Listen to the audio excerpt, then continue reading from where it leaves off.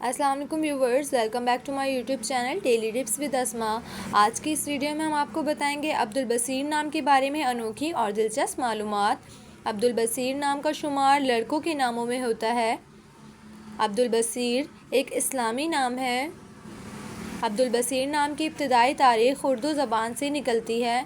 अब्दुल बसीर नाम के अफराद के लिए खुशकिस्मत नंबर 4 माना जाता है।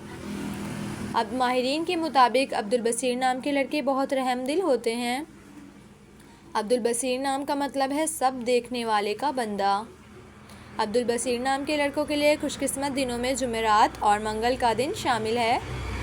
अब्दुल बसीर नाम के अफराद के लिए मुआफिक रंगों में सुर्ख और बनफशी रंग शामिल है। अब्दुल बसीर नाम के अफराद के लिए मुआफिक पत्थरों में रूबी पत्थर शामिल है। खुशकिस्मती वाली धातों में हिंसों के हिसाब से तांबा और लोहा शामिल है।